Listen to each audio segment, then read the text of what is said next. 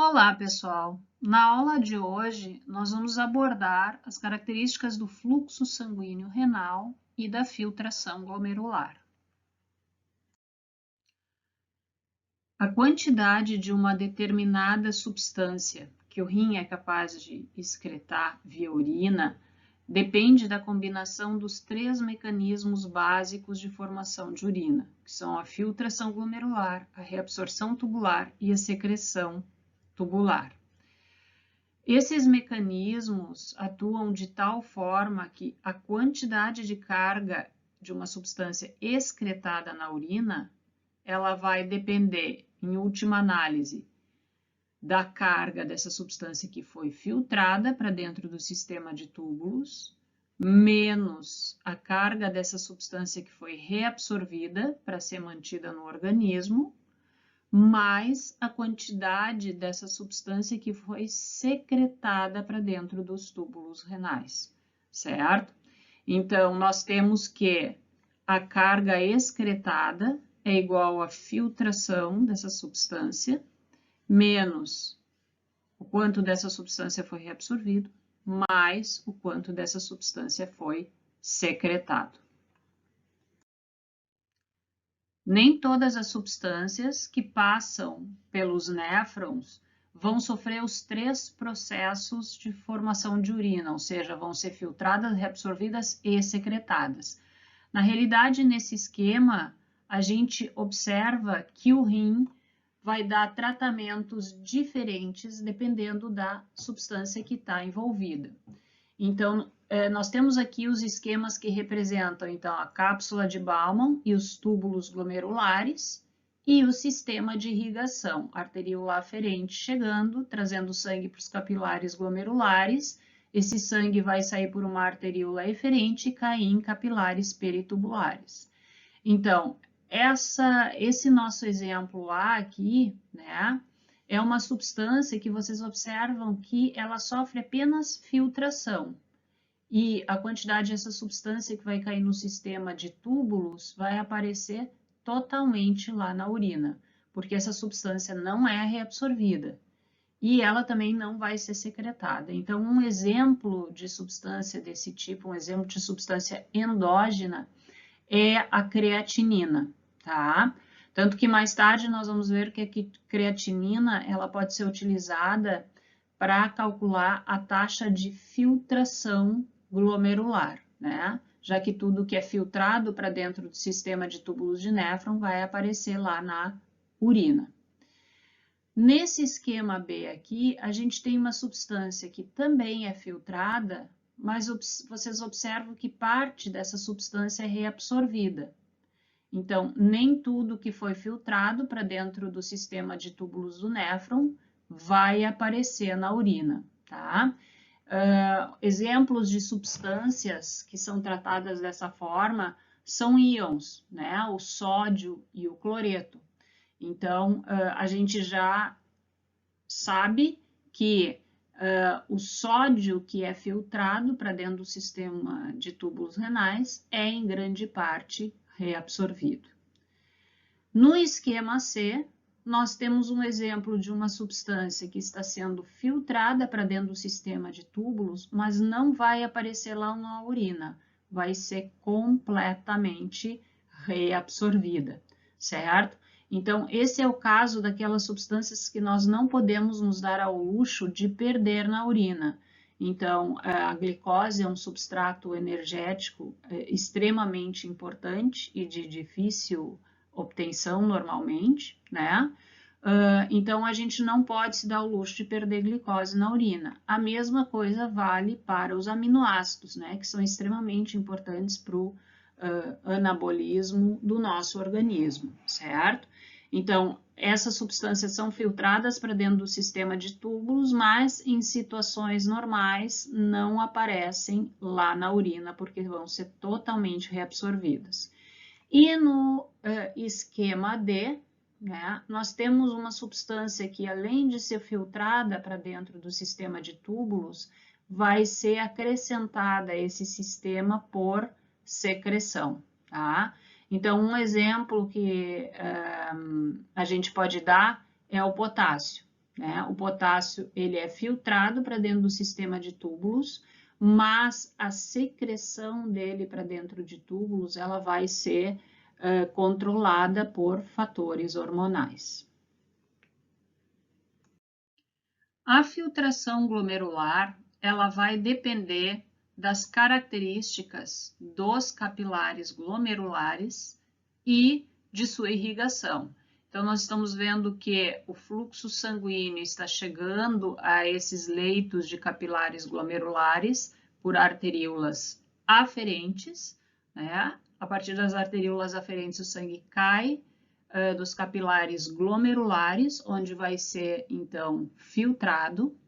E, por fim, o sangue abandona os capilares glomerulares por arteríolas eferentes. Então, a filtração glomerular, ela vai produzir um líquido semelhante ao plasma sanguíneo em termos de constituição, com exceção da presença de determinadas substâncias que são grandes demais para serem filtradas através dos capilares glomerulares, como é, por exemplo, o caso das proteínas, tá? Então, proteínas normalmente são moléculas grandes, negativamente carregadas, né? E, portanto, dificilmente filtradas através da parede dos capilares glomerulares, a partir da membrana de filtração, certo? Mas, ainda assim, pode ocorrer algum grau de filtração de proteínas para dentro do sistema de túbulos do néfron. Mas essa quantidade filtrada é muito pequena. Então, a gente tem um exemplo aqui da albumina, né, que é uma das menores proteínas do nosso organismo, tá? A passagem de albumina através desses capilares glomerulares, ela é baixa, tá? Então, ela corresponde a apenas 0,02% da albumina plasmática, certo? E uma vez filtrada para dentro do sistema de túbulos do néfron, ela vai tender a ser reabsorvida, né? E não excretada na urina. Dessa forma, o que a gente observa aqui é que a filtração glomerular, né, ela vai depender, então, das características da membrana de filtração, tá? E comparativamente a outros capilares do nosso organismo, né, os mecanismos de filtração lá nos capilares glomerulares, eles são qualitativamente iguais a outros leitos capilares do nosso corpo, certo? Mas quantitativamente, a filtração nos capilares glomerulares é muito superior à filtração capilar em todos os outros leitos vasculares combinados, de forma que essa filtração pela membrana de filtração, que envolve o endotélio capilar, a membrana basolateral e os pedicelos dos podócitos, né? Ela gera 125 ml de filtrado por minuto. Então, calculando quanto isso dá por dia, nós temos a formação de 180 litros de filtrado glomerular sendo formado por dia, né? Isso considerando, então, um indivíduo adulto do sexo masculino de 70 quilogramas, né? Claro que isso aqui pode variar em função da idade, em função de outras características do indivíduo, certo? Mas, em média, 180 litros de filtrado por dia.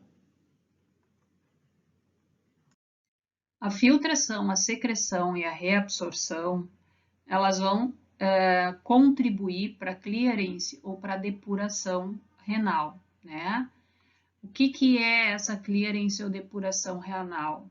É o volume de plasma sanguíneo por unidade de tempo que vai ficar totalmente livre, totalmente depurado de uma determinada substância que está sendo excretada na urina, certo?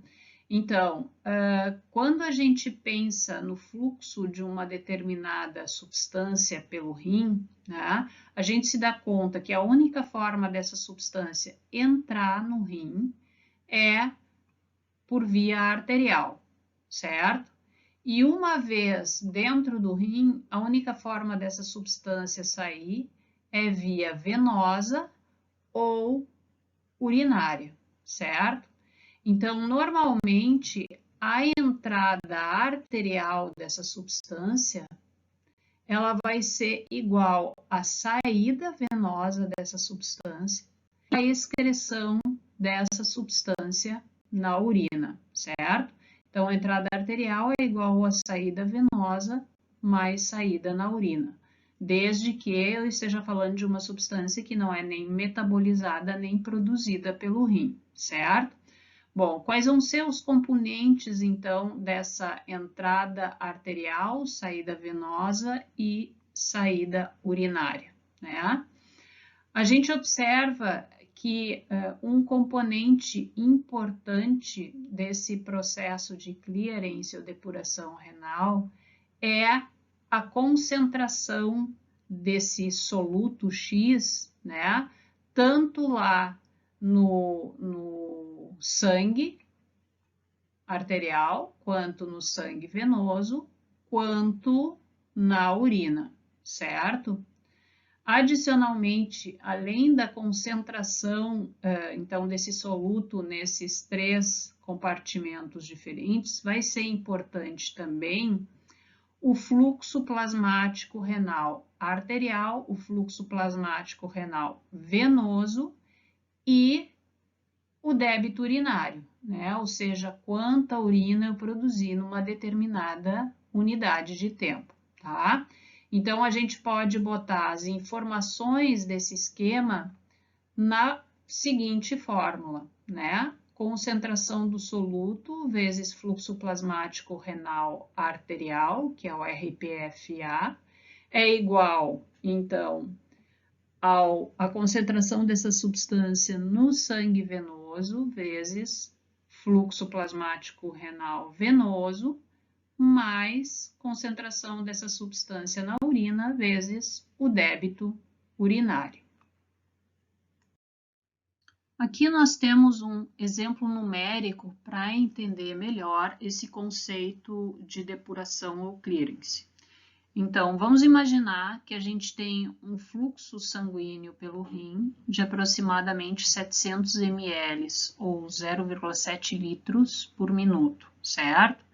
E que nesse volume de sangue a concentração de sódio seja aproximadamente 100 milimoles, enquanto que a concentração de sódio encontrada na urina é de 0,14 milimoles. Nesse exemplo aqui, né, se a gente considerar, então, as informações dadas, 700 ml de sangue contém 100 milimoles de sódio, sendo que eu excretei 0,14, certo? Então, eu vou colocar essas informações numa regra de 3 e eu vou encontrar que o valor de X é aproximadamente 1 ml. O que isso quer dizer? O que eu estou querendo mostrar com isso? Eu estou querendo mostrar que, hipoteticamente, essa quantidade de sódio que foi encontrada na urina, ela poderia ter sido removida de 1 ml de sangue, desde que todo o sódio desse 1 ml tivesse sido removido, certo? Portanto, o que a gente pode dizer aqui é que o clearance de sódio, nesse nosso exemplo, é de 1 ml por minuto, mesmo que tenham passado 700 ml de plasma pelo rim, certo?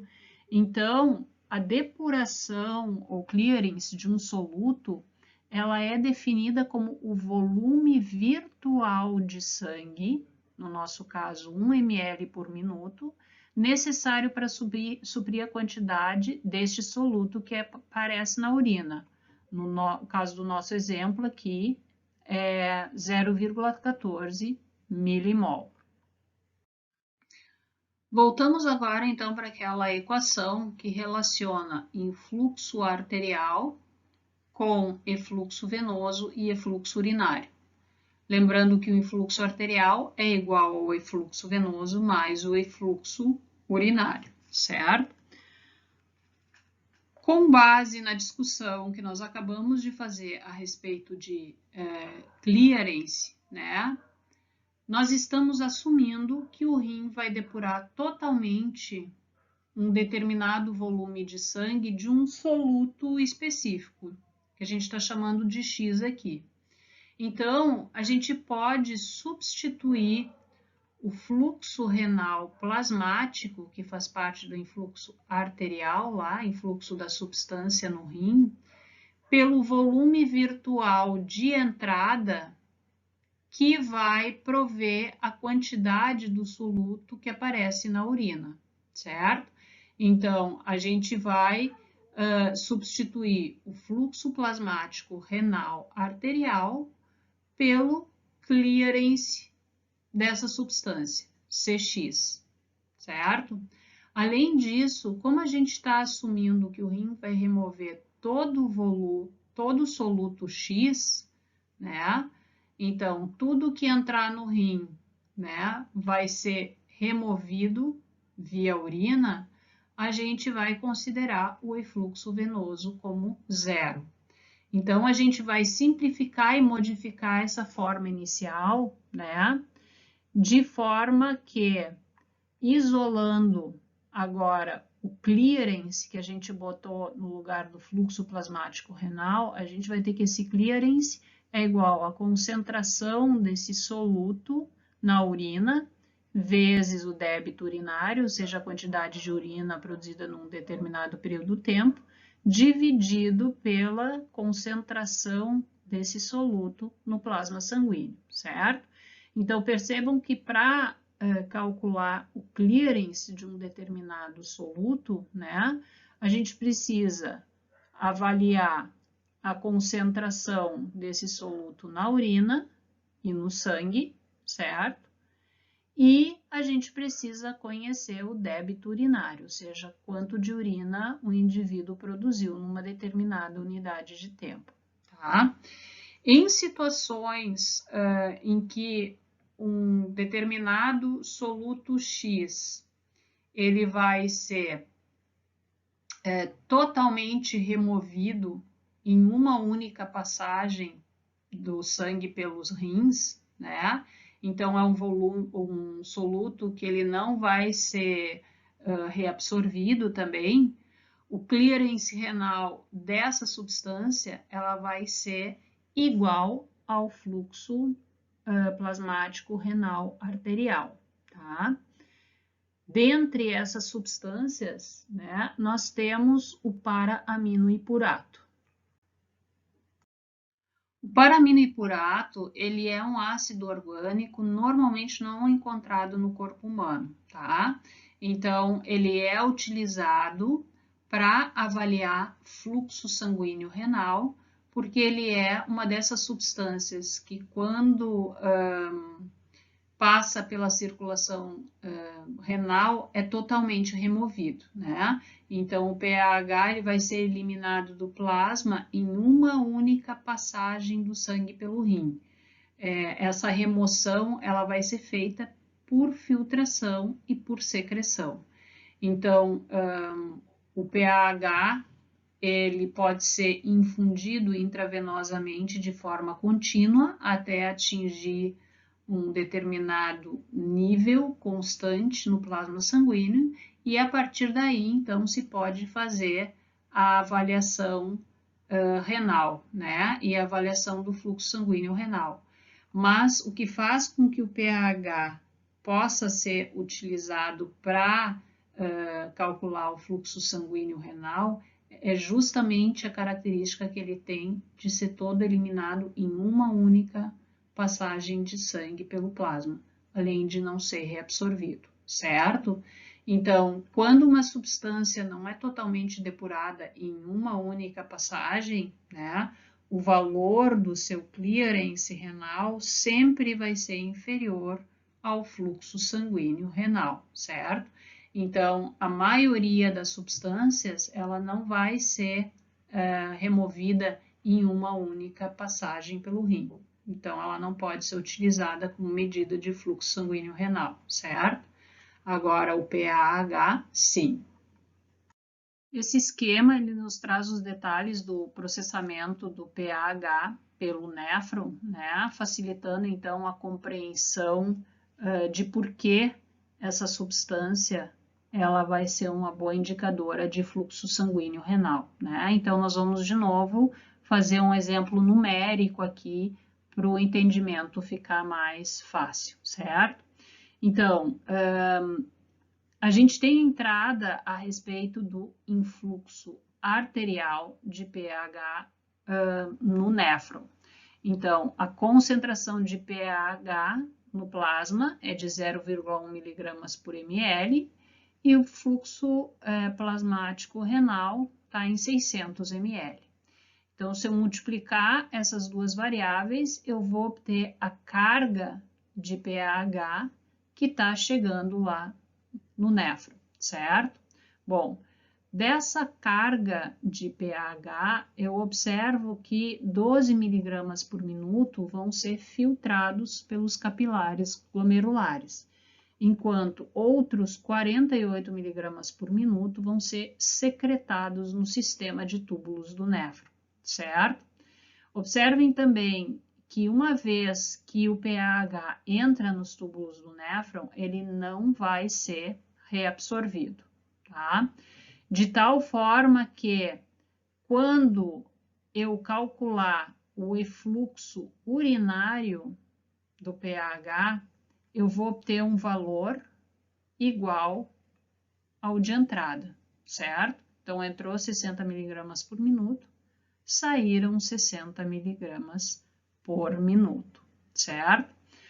Vamos agora calcular a clearance renal do PAH, tá? E aí a gente vai voltar, então, para aquela nossa fórmula, onde a gente disse que a clearance do soluto é igual à concentração dele na urina vezes o débito urinário dividido pela concentração plasmática, certo?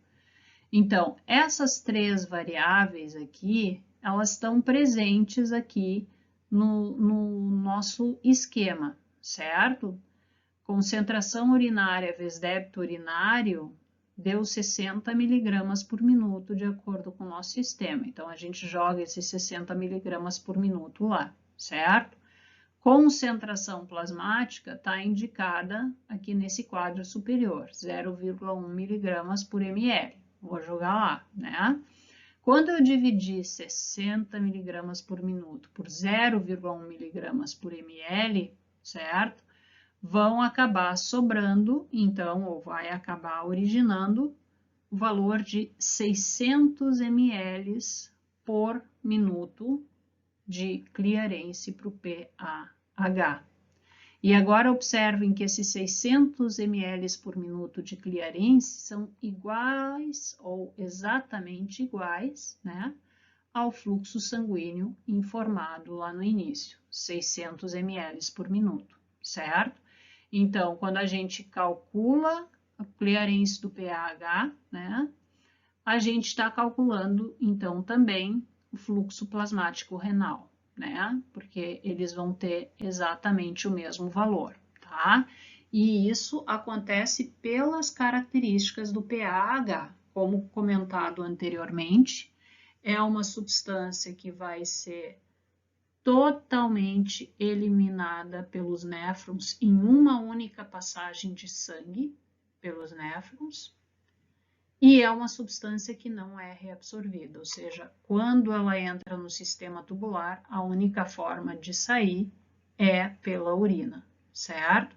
Então, esses dois fatores permitem com que eu use o PAH para avaliar o fluxo plasmático renal. Vamos considerar agora uma substância que pode ser filtrada livremente para dentro do sistema de túbulos do néfron, mas não vai sofrer nenhum outro tipo de processamento nesse ambiente. Então, é uma substância que é livremente filtrada, mas não pode ser reabsorvida, nem secretada, nem metabolizada ou produzida pelos túbulos, né? Nesse caso, a quantidade dessa substância que vai aparecer na urina é única e exclusivamente influenciada pela taxa de filtração glomerular. Portanto, a gente pode seguir o mesmo princípio que a gente seguiu há pouco para calcular o clearance de uma determinada substância, certo? Só que aqui, em vez da gente substituir o fluxo plasmático renal arterial por clearance, a gente vai substituir o fluxo plasmático arterial pela taxa de filtração glomerular, certo? Então, a gente vai reescrever a nossa fórmula original, né? Como a concentração da substância no sangue é igual não, multiplicada pela taxa de filtração glomerular é igual à concentração dessa substância na urina vezes o débito urinário, certo?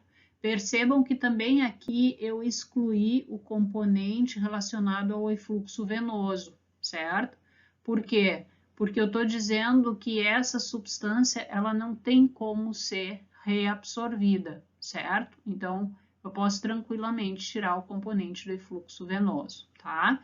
De forma que rearranjando essa fórmula, né, eu tenho que a taxa de filtração glomerular é a concentração dessa substância na urina vezes o débito urinário dividido pela concentração dessa substância no plasma sanguíneo, tá? Uma substância, então, que se comporta dessa forma, ou seja, é livremente filtrada, mas não é reabsorvida, secretada, metabolizada ou produzida, é a inulina, tá? Então, a taxa de clearance da inulina é de 125 ml por minuto. E a taxa de clearance corresponde à taxa de filtração glomerular, certo? Então, a partir da inulina, calculando a sua clearance, a gente também pode obter a taxa de filtração glomerular, tá?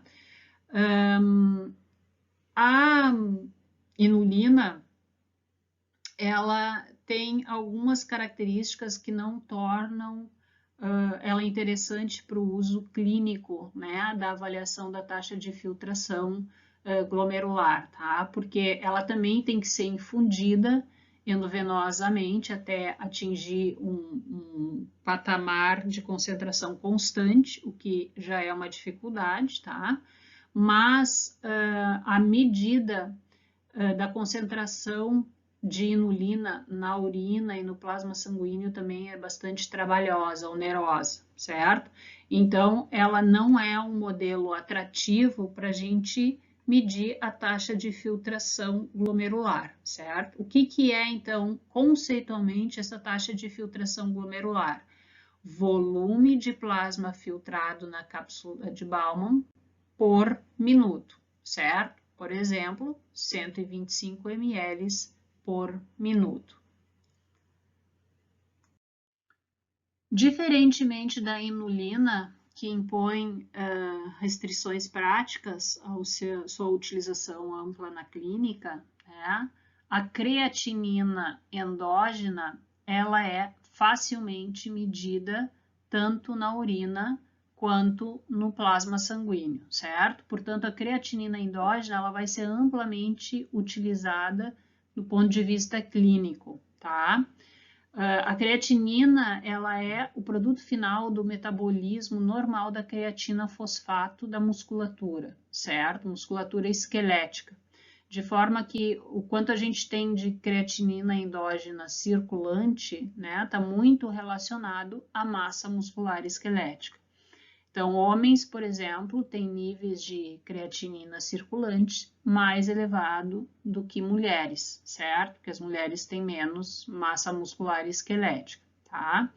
E para medir a depuração da creatinina endógena, então, o que é necessário fazer é uma medida da concentração plasmática dessa substância e a concentração dela na urina. Então, normalmente se faz uma coleta de urina de 24 horas, né, até para evitar os vários fatores que podem influenciar a concentração circulante de creatinina.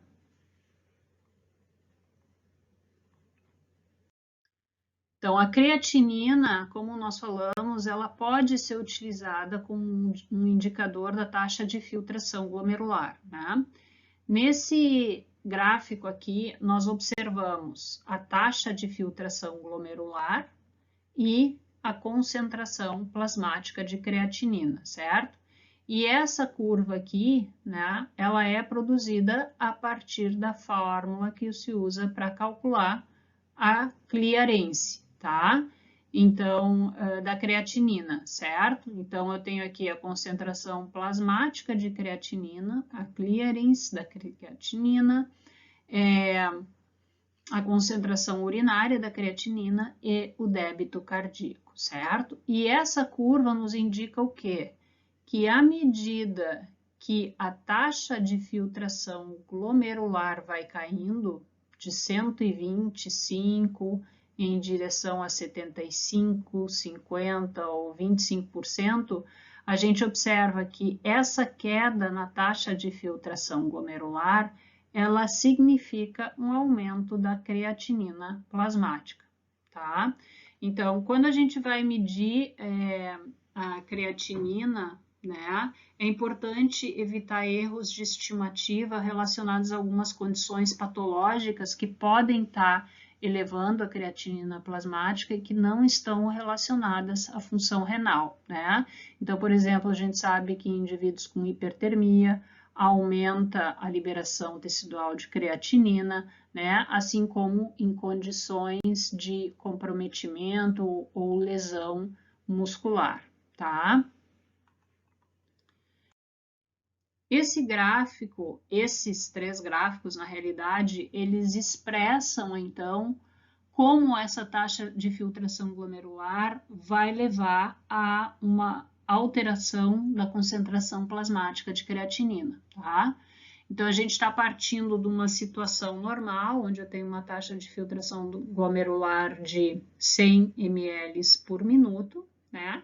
Nessa condição normal, eu observo que a minha produção e excreção de creatinina estão em perfeito equilíbrio. E nessa situação de equilíbrio com taxa de filtração glomerular normal, eu vou ter uma concentração plasmática de creatinina de 1 miligrama por decilitro. No momento que essa minha taxa de filtração cai de 100 para 50 ml por minuto, eu vou observar que essa queda na taxa de filtração glomerular vai afetar a excreção, então a excreção também vai cair, mas não vai mexer na produção. Então, a queda na taxa de filtração glomerular, ela cria uma situação na qual eu continuo produzindo normalmente creatinina, mas eu não continuo excretando ela normalmente. E o resultado da diferença entre produção e excreção vai ser um aumento da creatinina plasmática, certo? Então, esse aumento da creatinina plasmática, né, ele vai continuar durante um determinado tempo, até que a minha produção e excreção de creatinina lá no sistema renal voltem a estar em equilíbrio, certo? Só que agora, como eu estou com a taxa de filtração glomerular diminuída, mesmo que eu agora passe a excretar toda a creatinina que eu estou produzindo, eu estou fazendo isso a partir de níveis plasmáticos mais elevados de creatinina, certo? Então, as alterações dos níveis plasmáticos de creatinina, eles podem indicar uma alteração na taxa de filtração glomerular. Por isso que a gente pode utilizar a concentração plasmática de creatinina para fazer uma estimativa da taxa de filtração glomerular, usando fórmulas com diferentes componentes, entre eles, por exemplo, o sexo, como eu falei para vocês, porque homens e mulheres, né, têm um diferente conteúdo, uma diferente massa de musculatura esquelética. Em resumo, a clearance renal, como a gente discutiu até aqui, né, é o volume de sangue por unidade de tempo que vai ser totalmente depurado de uma determinada substância, certo? Então, a gente tem aqui a fórmula da clearance renal, né, para uma dada substância, que é igual à concentração dessa substância na urina vezes débito urinário dividido pela concentração plasmática, tá? A clearance renal de um fármaco é um dos componentes da clearance total dessa droga, né? Então, a clearance total é um parâmetro farmacocinético muito importante que vai descrever a eliminação de uma droga e, portanto, vai ser muito importante para determinar a dosagem dessa droga, né? E a clearance total, ela é o volume de plasma livre da droga por todas as rotas, incluindo a depuração renal, que nós estávamos falando até agora, tá? Mas a clearance total, então, ela envolve não só a depuração renal, mas a depuração metabólica e qualquer outra rota adicional de depuração dessa substância específica, que pode ser através da respiração, fezes e assim por diante. Então, agora nós vamos abordar mais de perto a filtração glomerular e os fatores que são capazes de alterar essa filtração glomerular. Então, a maioria das substâncias, elas vão ser filtradas livremente para dentro do sistema tubular do néfron, certo? Então, a composição do filtrado glomerular vai ser muito semelhante à constituição do plasma, né, com algumas raras exceções, tá? Então, moléculas muito grandes não vão ser filtradas para dentro do sistema de túbulos, né? Cálcio e ácidos graxos que vão estar relacionados com proteínas ou que são negativamente carregados também vão ter dificuldade de ser filtrados para dentro do sistema de túbulos renais, certo? A taxa de filtração glomerular, a gente já acabou de ver ali na discussão da inulina, é em torno de 125 ml por minuto, tá? Mas essa taxa de filtração, ela é influenciada por vários fatores, né? Um deles é o tamanho do leito capilar. Então, se vocês lembrarem da nossa aula a respeito da caracterização anátomo-funcional do sistema renal e do néfron, né? Vocês lembram que no glomérulo existem células chamadas de mesangiais, né? Então, essas células têm uma função de sustentação dos capilares glomerulares, elas estão em íntimo contato com a membrana de filtração, né? E essas células têm miofilamentos contráteis. Então, várias das substâncias capazes de alterar a resistência ao fluxo sanguíneo nos vasos arteriais renais também são capazes de gerar a contração dessas células mesangiais. Então, a gente pode falar, por exemplo, da angiotensina, do hormônio antidiurético e várias outras substâncias, certo? E uma vez que essas células mesangiais se contraem, elas diminuem a quantidade de capilares abertos para fazer a filtração. Então, na realidade, as células mesangiais, elas estão regulando a área total de filtração. No momento que elas se contraem, essa área de filtração diminui, certo? E, portanto, a taxa de filtração glomerular cai, tá? Outro aspecto que vai influenciar de uma forma bastante importante a filtração de substâncias é a permeabilidade da barreira de filtração, certo? Então, nessa barreira de filtração, a gente tem características da permeabilidade dos capilares, da membrana endotelial e dos pedicelos dos podócitos, que são aquelas células que vão envolver, né, os capilares glomerulares, tá? Então, entre os determinantes, né, da permeabilidade dessa barreira de filtração está o tamanho da substância, Então, a gente sabe que substâncias com peso molecular menor que 5.500 Daltons são livremente filtradas para dentro do sistema de túbulos, tá? E outro fator que vai influenciar, então, a filtração através dessa barreira é a carga elétrica da substância. Então, cargas positivas são mais facilmente filtradas através da barreira de filtração do que cargas negativas, né? Porque ocorre uma repulsão entre a carga negativa de um determinado soluto e a carga, então, do colágeno e de outras proteínas constituintes da barreira de filtração. Então, esse é um aspecto bastante importante, né, para impedir, então, a filtração de proteínas para dentro do túbulo do néfron, certo? Dos túbulos do néfron. Então, tem dois fatores aí. Proteínas normalmente tendem a ser grandes e negativamente carregadas, certo?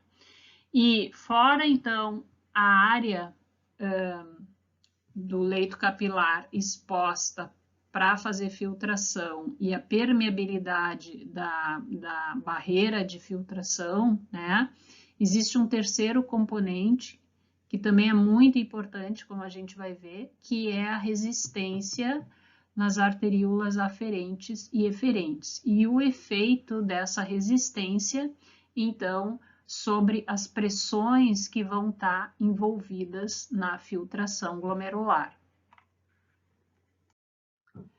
Essa tabela, então, ela vai apresentar as características de peso molecular e de raio efetivo de várias substâncias, e esses dois fatores, então, vão influenciar a facilidade ou a dificuldade com que essas substâncias vão passar pela barreira de filtração, tá?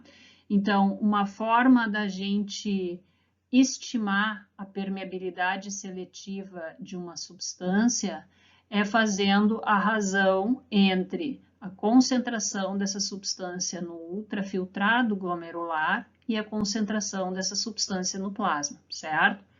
Quanto mais próximo de o valor dessa razão, né, maior é a facilidade com que essa substância é filtrada para dentro do sistema de túbulos do néfron. Então, a gente observa aqui, ó, essas substâncias grifadas em vermelho, então, que envolvem sais, sódio, potássio, cloreto, a própria água, né? E substâncias orgânicas como ureia, como glicose, sacarose, né? A gente observa que essas substâncias, elas têm um baixo peso molecular e um raio efetivo relativamente baixo também, certo? E a razão entre a concentração dessas substâncias no ultrafiltrado e no plasma sanguíneo é de 1, ou seja, como essas substâncias são pequenas e têm um raio pequeno, elas passam facilmente através da barreira de filtração, tá? A gente observa que a inulina, né, ela tem uma estimativa de permeabilidade seletiva de 0,98, certo? Então, por isso que lá atrás a gente estava dizendo, né, que ela é filtrada livremente para dentro do sistema de túbulos do néfron, tá? Então, embora o peso molecular dela não seja muito grande comparado a dessas outras substâncias, né, a inulina, ela tem um raio relativamente grande, o que gera uma certa dificuldade para ela ser filtrada, tá?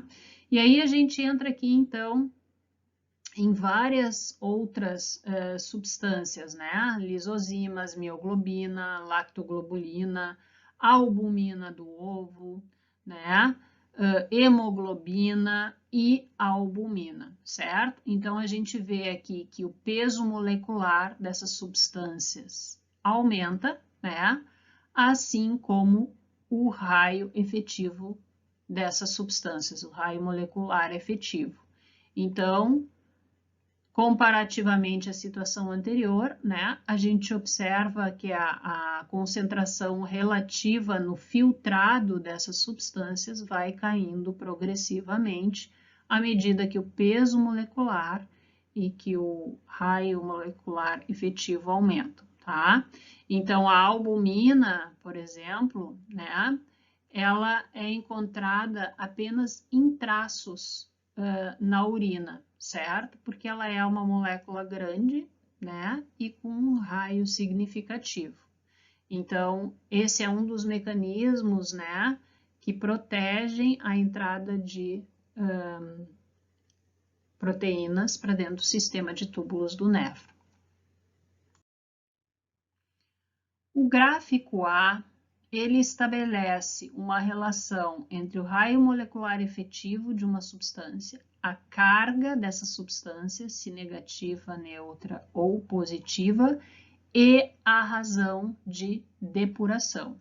Então, observem que essa razão de depuração é a depuração da substância que eu estou falando, uma substância específica que eu vou chamar de X, pela clearance da inulina, certo? Então, clearance da inulina está próximo a 1, né? Então, a entrada livre, né? No sistema de túbulos renais. Inulina entra muito facilmente. Então, quanto mais próximo essa razão tiver de 1, quer dizer, quanto mais próxima a clearance estiver, da clearance da substância estiver da clearance de inulina, mais facilmente essa substância está entrando no néfron, tá? E o que a gente observa aqui de comportamento geral é que primeiro, independente da carga da molécula, como a gente comentou antes, um fator que determina a facilidade com que essa molécula vai ser filtrada é o raio molecular efetivo. E aí a gente observa que, independente da molécula ter carga negativa, neutra ou positiva, sempre que o raio efetivo aumenta, né, essa razão de depuração diminui, tá? Indicando, então, uma dificuldade de filtração, certo? Adicionalmente, a carga que essas moléculas também vão fazer muita diferença, certo? Então, a gente tem aqui, na curva central, as moléculas neutras, dextranas neutras, certo? Então, a gente observa que as dextranas neutras, elas têm uma razão de depuração bastante elevada, né? Se elas tiverem um raio molecular efetivo baixo, certo? Mas à medida que esse raio aumenta, como esperado, a filtração, a depuração, a razão de depuração diminui, certo? Agora, quando a gente compara as dextranas catiônicas com aniônicas, a gente vai ver que as aniônicas, elas têm uma razão de depuração muito inferior às neutras e, sobretudo, às catiônicas, certo? Então, é mais difícil para uma substância negativamente carregada ser filtrada por conta da constituição da barreira de filtração, né? Que apresenta moléculas negativamente carregadas, tá? Por outro lado, as dextranas catiônicas, elas vão ter uma filtração, uma razão de depuração superior às dextranas neutras, certo? Então, sugerindo que a capacidade de filtração delas é superior às dextranas neutras, tá? A capacidade de filtração dessas substâncias, ela pode ser alterada por fatores que modifiquem as características da barreira de filtração, como é o caso de uma nefrite sérica, né, induzida experimentalmente em modelos animais, tá? Então, nessa situação de nefrite, né, a própria membrana de filtração vai sofrer alterações significativas em função da toxicidade da disfunção que foi induzida, certo?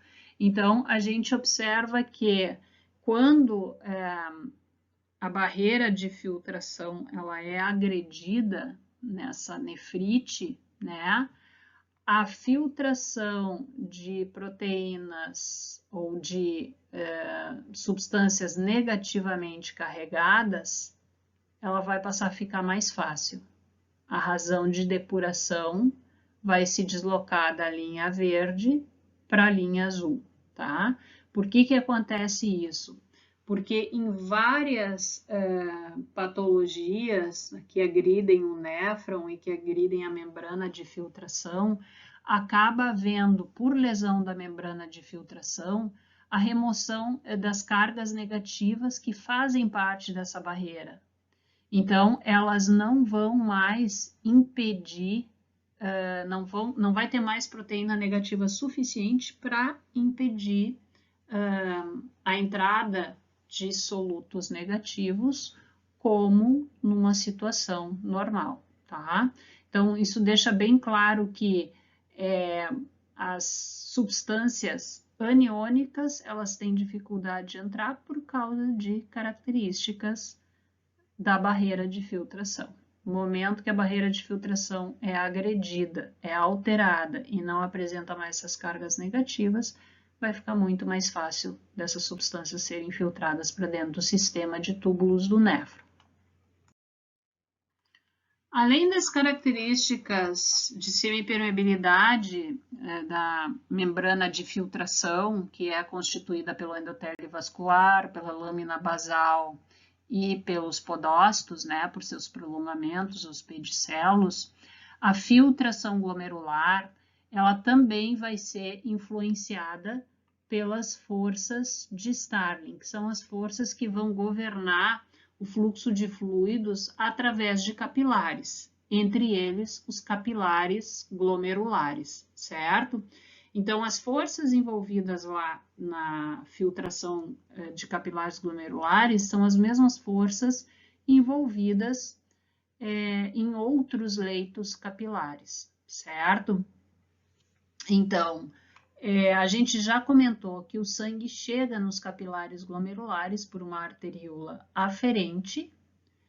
Uma vez dentro do capilar glomerular, né, vai ocorrer a filtração desse plasma sanguíneo, originando o filtrado glomerular, e esse sangue vai abandonar os capilares glomerulares por uma arteríola eferente, tá? Então, usando aqui as pressões indicadas no livro do Guyton, né, a gente tem que a pressão hidrostática glomerular, ela é aproximadamente de 60 milímetros de mercúrio. Observem que lá no bóron ele dá um valor de 50 milímetros de mercúrio, tá? Então, obviamente que esses valores dependem do modelo experimental analisado e da metodologia empregada, certo?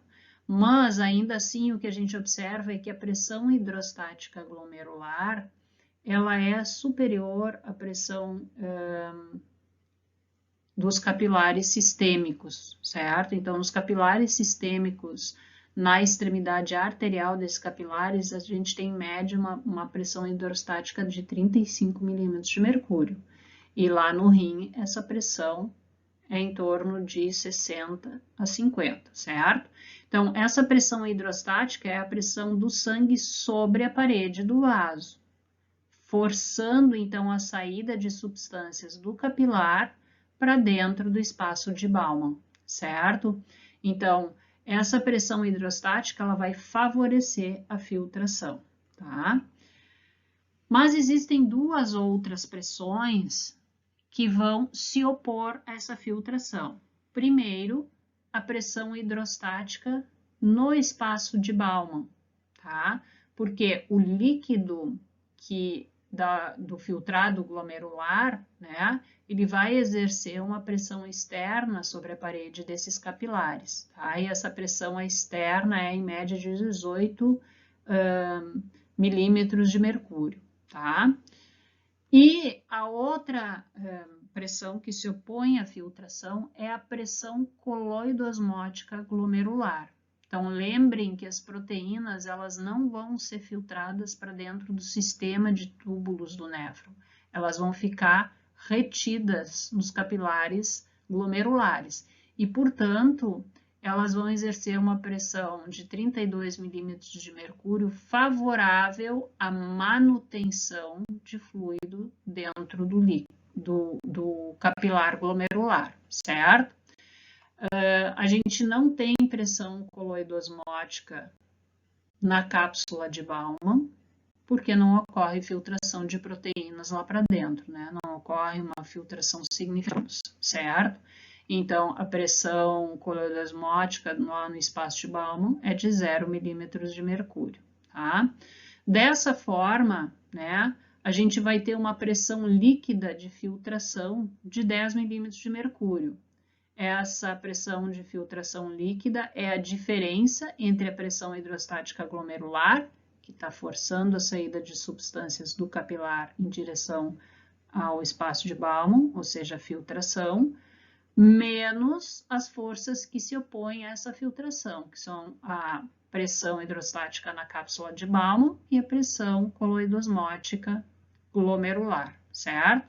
Então, 60 menos 18 menos 32 vai dar uma pressão de filtração líquida nesse nosso modelo aqui do Guyton de 10 milímetros de mercúrio.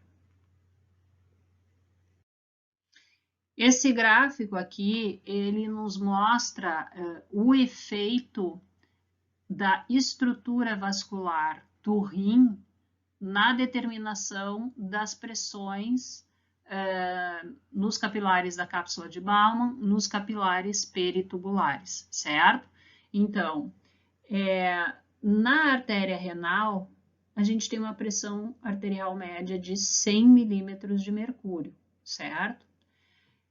Quando esse sangue entra na arteríola aferente, como a arteríola é um vaso de resistência, a gente observa uma queda significativa da pressão sanguínea, certo? Protegendo, então, os capilares glomerulares de uma pressão arterial excessiva, tá? Ainda assim, como nós comentamos há pouco, né? A pressão hidrostática nos capilares glomerulares é mantida relativamente alta, tá? Em média, ela está acima de 35 milímetros de mercúrio, certo? Bem diferente dos demais capilares sistêmicos, onde 35 milímetros de mercúrio é a pressão capilar na entrada de sangue nesse capilar, certo? Muito bem. Depois que o sangue abandona esses capilares glomerulares, ele vai cair num segundo leito que oferece resistência ao fluxo sanguíneo, né? Que é o leito das arteríolas eferentes. De novo, eu tenho uma queda de pressão, de forma que os capilares peritubulares, eles operam com pressões capilares médias bem inferiores aos capilares glomerulares, tá? E isso é muito importante do ponto de vista funcional, porque lá nos capilares glomerulares, né, eu preciso de pressões capilares relativamente elevadas para forçar a filtração, mas lá nos capilares peritubulares, eu vou fazer reabsorção de substâncias. Então, eu não posso ter uma pressão capilar muito elevada que se oporia a essa reabsorção, certo? Então, a manutenção de pressões capilares hidrostáticas muito diferentes nesses dois leitos capilares, né? Depende do fato da gente ter em sequência dois leitos vasculares de resistência, as arteríolas aferentes e as arteríolas eferentes. Nesse esquema, então, a gente pode observar como alterações recíprocas na resistência da arteríola aferente e eferente podem influenciar a pressão capilar glomerular e, portanto, a taxa de filtração glomerular, certo? Então, a gente tem na primeira coluna aqui a pressão na artéria renal, tá? Então, vocês observem que o sangue que está entrando na artéria renal, ele está sempre com a pressão arterial média de 100 milímetros de mercúrio, né? Depois a gente vai ter as arteríolas aferentes com uma determinada resistência relativa. o leito de capilares glomerulares com a pressão hidrostática capilar, novo leito de resistência, agora das arteríolas eferentes, também indicando uma resistência relativa, e por fim, a pressão nos capilares peritubulares, tá? O que a gente observa aqui claramente, né, comparando com esta situação inicial, que é a nossa situação controle, digamos assim, a gente observa que, à medida que a gente aumenta a resistência periférica na arteríola aferente, a gente diminui a pressão capilar glomerular, o que afetaria, então, negativamente a filtração glomerular, certo?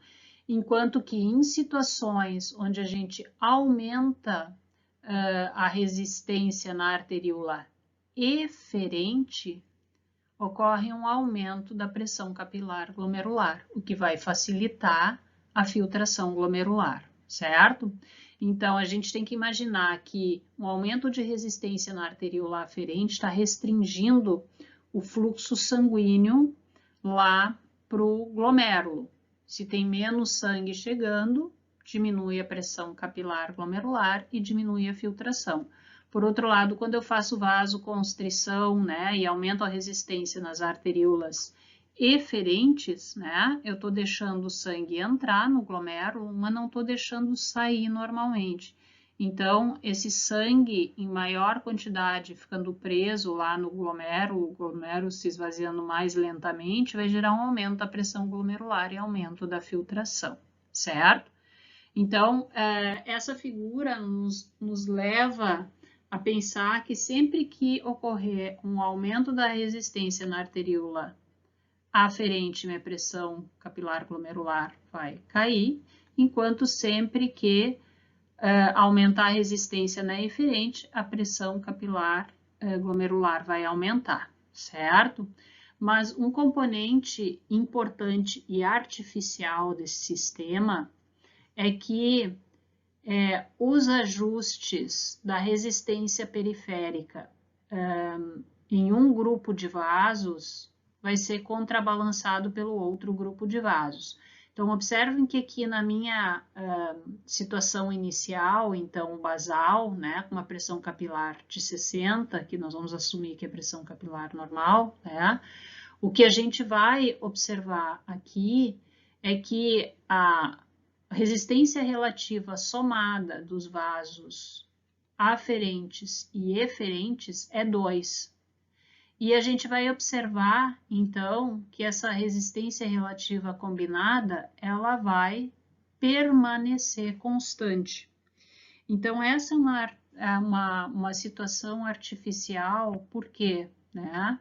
Porque, normalmente, quando ocorrem ajustes hemodinâmicos na circulação renal, a gente não consegue manter a resistência combinada de vasos arteriais aferentes e eferentes constante, tá? Se eu mantenho constante a resistência arteriolar combinada, eu vou sempre manter uma pressão de perfusão constante, né? E essa pressão de perfusão, a gente sabe que na vida real, né, ela vai ser influenciada em situações de ajuste hemodinâmico. Por quê? Porque o rim não vai conseguir contrabalancear exatamente o aumento de resistência num leito capilar com diminuição da resistência do outro, certo? Então, normalmente, os ajustes hemodinâmicos, eles vêm acompanhados de alteração da pressão capilar glomerular e do fluxo plasmático renal. E o fluxo plasmático renal é um dos fatores determinantes da filtração glomerular também, certo? Então, a gente tem que botar o fluxo plasmático renal, né, dentro da equação.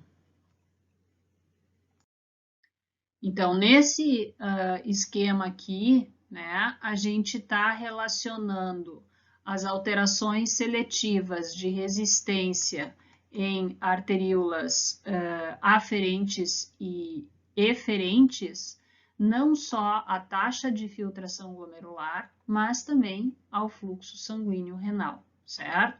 Então, eu estou partindo de uma situação basal aqui, né?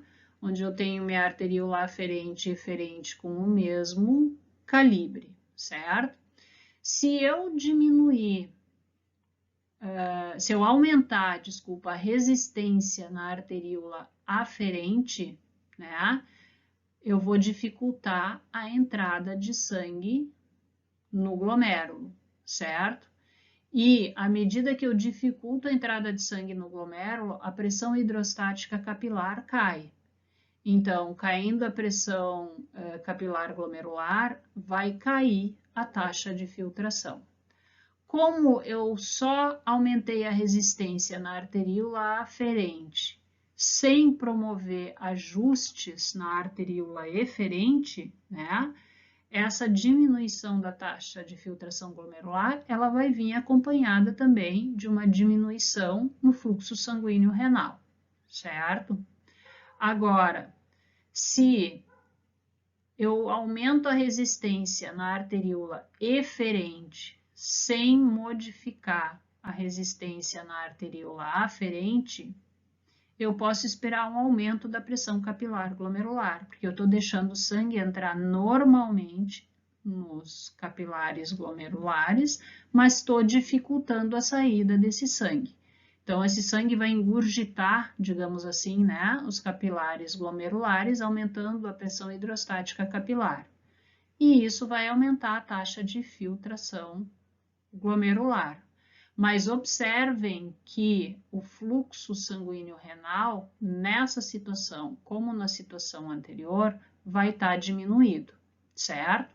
Então, eu tenho um menor fluxo sanguíneo renal sempre que eu mexer somente em uma dessas arteríolas. Ou eu aumento a resistência só na arteríola aferente ou só na eferente. Agora, em situações onde eu vou ter compensação, de forma que eu vou alterar então a resistência em ambos leitos arteriais, tanto aferentes como eferentes, né? Eu posso manter meu fluxo sanguíneo constante ou até aumentar ele, tá? Então, a gente vem aqui de uma situação em que a gente vai induzir, então, um aumento da resistência na arteríola aferente, combinada a uma diminuição da resistência na arteríola eferente. Então, como na situação de aumento da resistência na arteríola aferente, vista lá na situação A, né? Aqui na situação C, eu também vou ter uma queda da pressão capilar glomerular, eu também vou ter uma queda da taxa de filtração glomerular, porque aumento da resistência significa diminuição da pressão capilar glomerular e, portanto, da filtração glomerular, certo? Tá menos sangue chegando lá nos capilares. Agora, se eu faço uma vasodilatação na arteríola eferente, vocês vejam que nessa situação o fluxo sanguíneo aumenta. Por quê? Porque a pressão de perfusão e o fluxo sanguíneo em um órgão, né, eles vão depender do gradiente de pressão na entrada e na saída de sangue de um determinado leito capilar. Então, nessa situação aqui, fazendo vasoconstrição na arteríola aferente, eu estou aumentando a resistência periférica.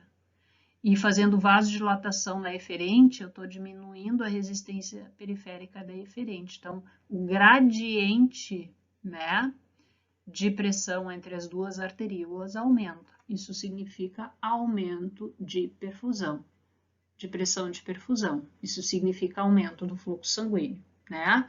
Assim como se eu fizer vasodilatação lá na arteríola aferente, como a gente viu, vasodilatação na arteríola aferente vai fazer mais sangue chegar no capilar glomerular. Então, a pressão dentro dos capilares glomerulares vai aumentar, né? Assim como vai aumentar a taxa de filtração. Só que agora, se eu combino a diminuição da resistência na arteríola aferente com o aumento da resistência na eferente, de novo eu estou aumentando o gradiente de pressão entre esses dois ramos, de entrada e de saída desse leito capilar.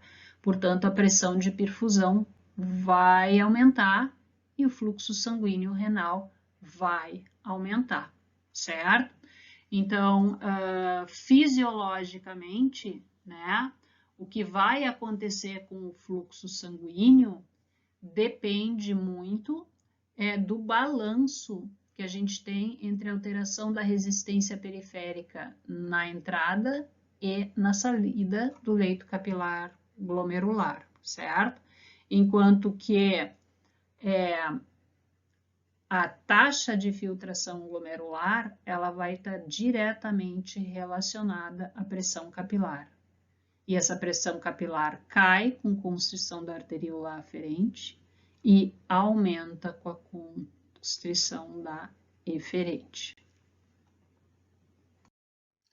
A conclusão mais importante que a gente pode tirar desse esquema é a seguinte: sempre que eu tenho um aumento de resistência, uma vasoconstrição na arteríola aferente, eu tendo a diminuir a pressão capilar glomerular, certo? E essa queda da pressão capilar glomerular, a gente sabe que favorece uma queda da taxa de filtração glomerular. Entretanto, essa queda na taxa de filtração glomerular, ela vai ser mais pronunciada se eu tiver só aumento de resistência na arteríola aferente, sem modificar a resistência na arteríola eferente. Agora, se com esse aumento de resistência na arteríola aferente eu combinar uma queda da resistência na arteríola eferente, embora a minha pressão capilar caia, forçando a queda da taxa de filtração glomerular, eu vou apresentar um aumento do fluxo sanguíneo, porque aumentei a pressão de perfusão. E esse aumento do fluxo sanguíneo vai, em parte, reverter essa queda na taxa de filtração glomerular, porque a taxa de filtração glomerular, ela não depende só das leis, das forças de Starling, ela vai depender também do fluxo sanguíneo renal, certo? Então, na situação A, eu vou ter uma queda da taxa de filtração glomerular mais pronunciada do que numa situação C, tá? A mesma coisa vale quando a gente combina a figura B e a figura D, ou seja, a gente pode pensar que uma constrição na arteríola eferente, né, vai induzir um aumento da pressão capilar e um aumento da taxa de filtração glomerular. Ok, tá certo. Mas se eu combinar esse aumento da resistência da arteríola eferente com uma diminuição da resistência na aferente, de novo eu vou estar aumentando a pressão de perfusão. E, de novo, eu vou estar aumentando o fluxo sanguíneo renal. Portanto, na situação D, eu vou ter um aumento mais pronunciado da taxa de filtração glomerular do que na situação B. Porque aqui eu estou combinando forças hidrostáticas favoráveis à filtração com aumento do fluxo sanguíneo. Esses gráficos, então, eles trazem uma outra forma da gente interpretar esses dados de alteração de resistência arteriolar aferente e eferente, tá? Então, o primeiro gráfico diz respeito à constrição somente da arteríola aferente. O segundo gráfico diz respeito à constrição somente da arteríola eferente, certo? Então, o que a gente pode observar muito claramente aqui, tá? Quando eu tenho uma resistência de 1, né? Eu estou no nível basal, normal, de funcionamento renal, de filtração glomerular e de fluxo plasmático renal, certo? À medida que aumenta a minha resistência nas arteríolas, então que eu vou fazendo vasoconstrição nas arteríolas aferentes, né? A taxa de filtração glomerular vai cair, a pressão capilar hidrostática vai cair e o fluxo sanguíneo renal vai cair, certo?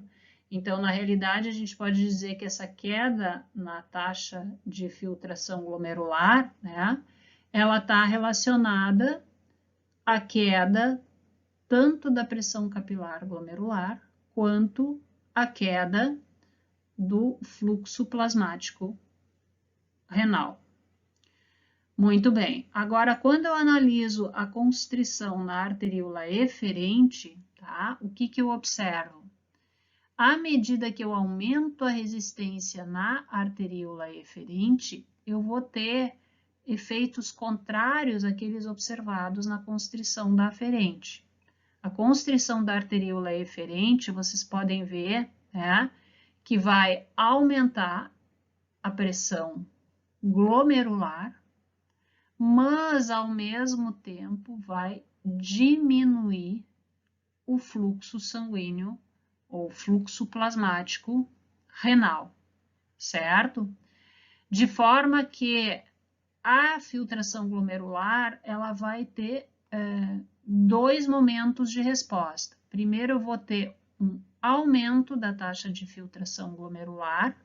Por que está ocorrendo o aumento dessa taxa de filtração glomerular, né?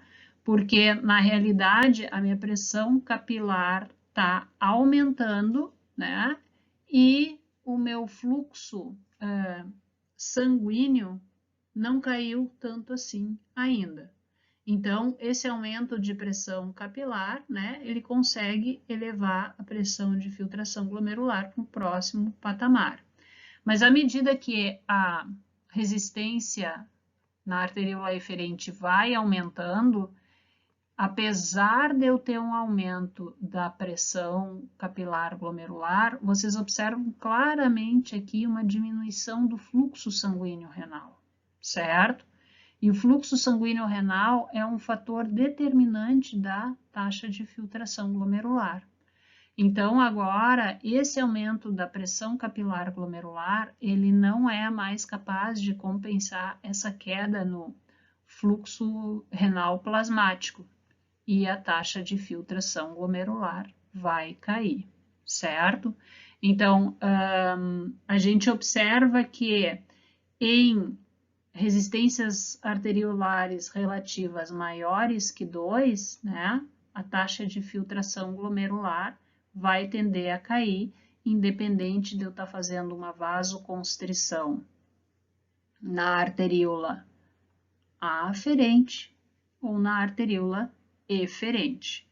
Obviamente que esse decréscimo com a constrição da arteríola eferente, ele é muito menor do que a queda na taxa de filtração glomerular quando a constrição é na arteríola aferente, tá? Tanto é que eu identifico uma queda da taxa de filtração glomerular apenas se eu comparar ela com o pico da minha filtração glomerular. Mas se eu comparar com a minha taxa de filtração glomerular normal, eu não vou ter uma alteração muito significativa. Embora esses gráficos estejam mais próximos do funcionamento fisiológico normal do rim e resposta dele a alterações na resistência de arteríolas aferentes e eferentes, já que aqui então a gente está considerando os efeitos das alterações, né, no calibre das arteríolas aferentes e eferentes, não só sobre a taxa de filtração glomerular, mas também do fluxo sanguíneo renal, né? Esses esquemas, esses gráficos ainda mostram respostas um tanto quanto artificiais. Por que isso? Porque em situações fisiológicas, por exemplo, que eu vou ter aumento da estimulação simpática para os vasos renais, ou que eu vou ter aumento do nível circulante de angiotensina, eu vou ter aumento simultâneo da resistência nas arteríolas aferentes e eferentes. Os dois tipos de arteríolas vão responder à estimulação simpática e vão responder à estimulação da angiotensina 2, certo? Então, o que vai acontecer? Como aumenta a resistência nessas duas arteríolas, né? A pressão de perfusão cai. E o fluxo sanguíneo renal vai cair, certo? E apesar do fluxo sanguíneo renal cair, a gente não vai ter um efeito muito pronunciado na taxa de filtração glomerular. Por quê? Porque a gente sabe que com o aumento da resistência na arteríola aferente e eferente, elas vão gerar efeitos opostos sobre a taxa de filtração glomerular, né? Então, constrição na aferente vai tender a diminuir a taxa de filtração glomerular, enquanto na aferente vai tender a aumentar essa taxa de filtração glomerular, certo? Então, esses efeitos, de alguma forma, se contrabalançam, de modo que, apesar do fluxo plasmático renal cair, né, a taxa de filtração glomerular não se altera muito. E isso é bem importante, porque alterações pequenas na taxa de filtração glomerular, né, vão significar aumentos pronunciados ou alterações pronunciadas de débito urinário. O fluxo sanguíneo renal e a taxa de filtração glomerular, eles são mantidos constantes num amplo intervalo de pressões, como a gente pode observar nesses gráficos. Então, no intervalo de pressões arteriais, que vai de 80 milímetros de mercúrio até 170 milímetros de mercúrio, né, a taxa de filtração glomerular e o fluxo sanguíneo praticamente não se alteram. Então, a manutenção da constância desse fluxo sanguíneo renal e taxa de filtração glomerular vai depender de dois mecanismos. Um deles é um mecanismo miogênico, certo? Então, a gente observa aqui que à medida que a pressão arterial aumenta além de 80 milímetros de mercúrio, a gente tem um aumento constante na resistência arteriolar aferente, certo? Então, quanto mais alta é a pressão arterial, mais distendidos se tornam os vasos por esse aumento de pressão, certo? E a arteríola aferente do rim, ela responde a essa distensão vascular, que significa também distensão da musculatura lisa em volta desse vaso, com vasoconstrição, tá? Então, a gente observa que esse aumento da resistência arteriolar com o aumento da pressão arterial é o mecanismo da autorregulação miogênica, porque a gente observa que também num amplo intervalo de pressões, a resistência arteriolar eferente ou mesmo a resistência venosa não tem nenhum papel, certo? Então, a autorregulação miogênica, ela é fundamental para manter um fluxo sanguíneo e uma filtração glomerular constantes. O segundo mecanismo, então, que vai ser fundamental, né, para manter os parâmetros de fluxo sanguíneo e filtração glomerular constantes é o feedback túbulo-glomerular. Esse feedback, ele vai envolver o aparelho justaglomerular.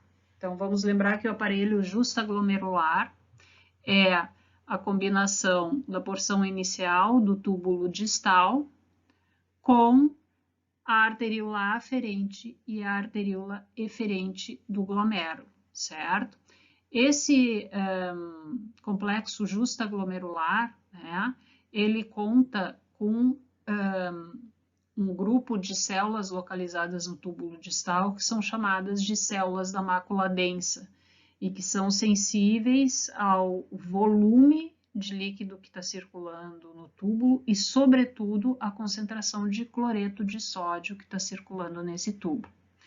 Então, a principal função desse feedback tubulo-glomerular é proteger o sistema renal em situações de aumento da pressão arterial. Então, a gente sabe que um aumento da pressão arterial promove um aumento do fluxo sanguíneo renal, já que vai aumentar a pressão de perfusão, certo? Esse aumento do fluxo sanguíneo renal, a gente também sabe que vai aumentar a pressão hidrostática glomerular e resultar em aumento da taxa de filtração glomerular. Então, se eu estou formando mais filtrado glomerular, isso significa que lá no túbulo distal, nessas células da mácula densa, vai chegar um maior volume de filtrado e, portanto, vai chegar mais cloreto de sódio do que o normal, certo? As células da mácula densa, né, elas têm um sistema de transporte de sódio, cloreto e potássio, de forma que, se aumenta a concentração de cloreto de sódio nessa região do túbulo distal, as células da mácula densa vão absorver uma maior quantidade desses íons, certo? O aumento da concentração intracelular de cloreto nas células da mácula densa vai disparar um mecanismo que estimula essas células a liberarem ATP, adenosina e tromboxano. Então, todas substâncias capazes de aumentar a resistência da arteríola aferente, certo? E no momento que aumenta a resistência da arteríola aferente, eu vou conseguir diminuir a taxa de filtração glomerular, certo? O inverso também é verdadeiro, ou seja, se a pressão arterial cai, né, esse feedback túbulo-glomerular, então, vai diminuir a liberação de ATP, adenosina e tromboxano, vai diminuir a resistência da arteríola aferente e diminuir a taxa de filtração glomerular. Mas o feedback túbulo-glomerular, ele sempre vai ser mais eficiente, mais importante em situações de aumento da pressão arterial do que em situações de diminuição da pressão arterial. Diversas substâncias também vão influenciar o fluxo sanguíneo renal e ter um papel muito importante na regulação da taxa de filtração glomerular, tá?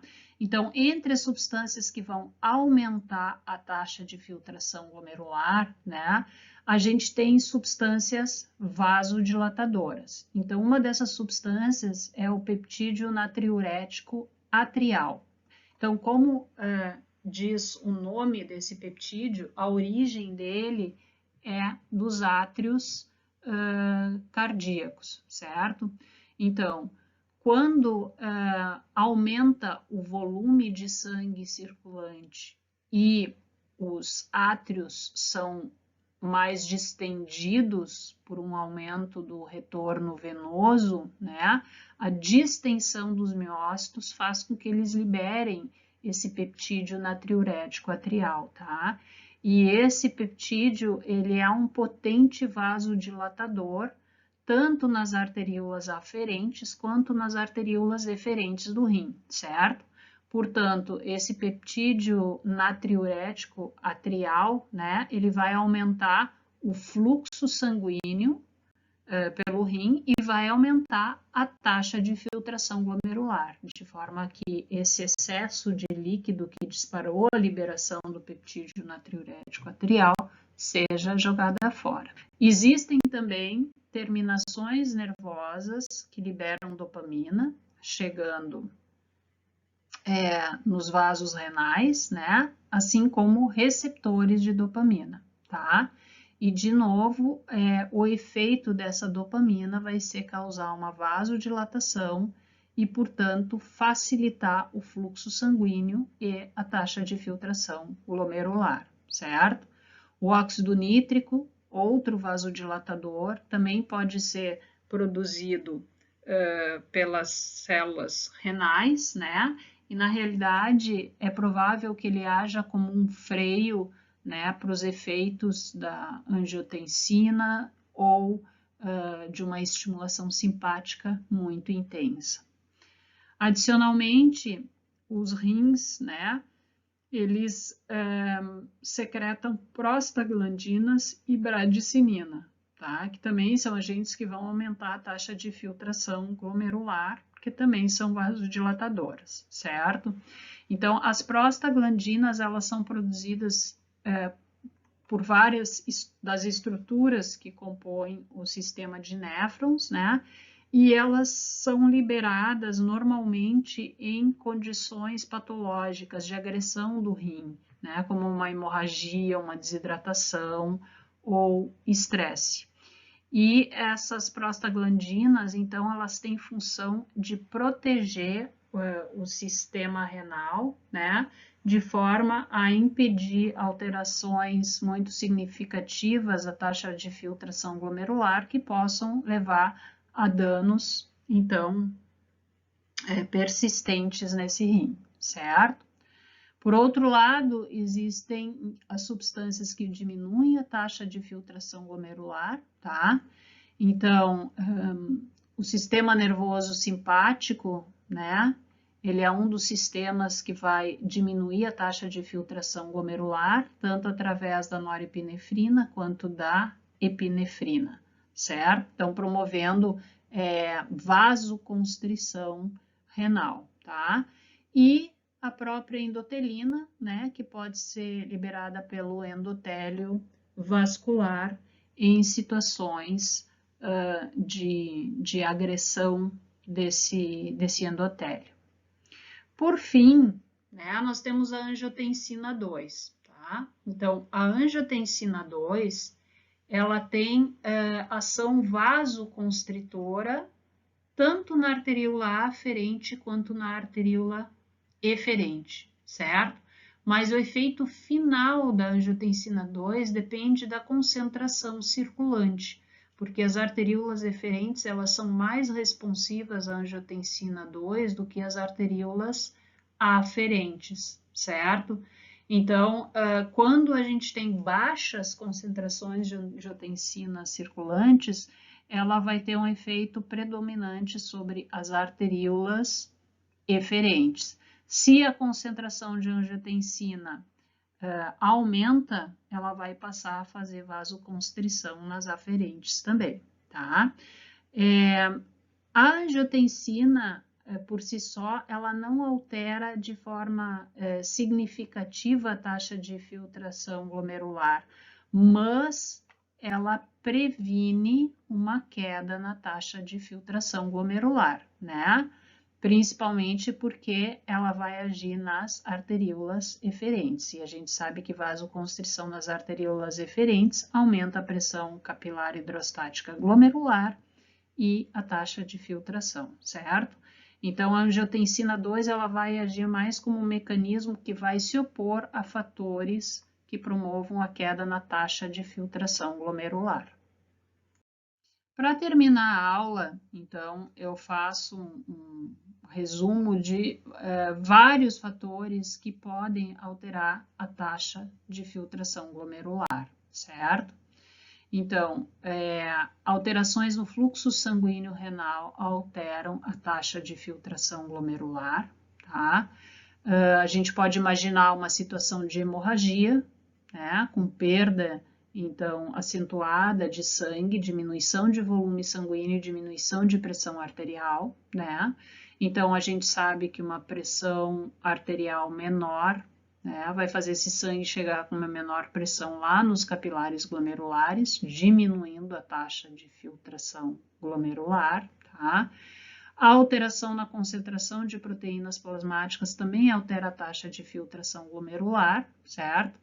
Porque a pressão coloidosmótica plasmática exercida por essas proteínas é a principal força que vai reter líquido dentro dos capilares glomerulares, certo? E é uma das principais forças que se opõe à pressão capilar hidrostática para filtração. Então, à medida que a concentração de proteínas no plasma cai, cai também a pressão hidrostática, a pressão coloidosmótica plasmática, certo? E, portanto, fica mais fácil, então, dos fluidos e dos solutos abandonarem o capilar para cair na cápsula de Bowman, tá? Alterações na permeabilidade dos capilares para mais e para menos vão afetar a taxa de filtração glomerular, né? Então, diversos tipos de condições patológicas, né, podem aumentar ou diminuir essa taxa de permeabilidade, tá?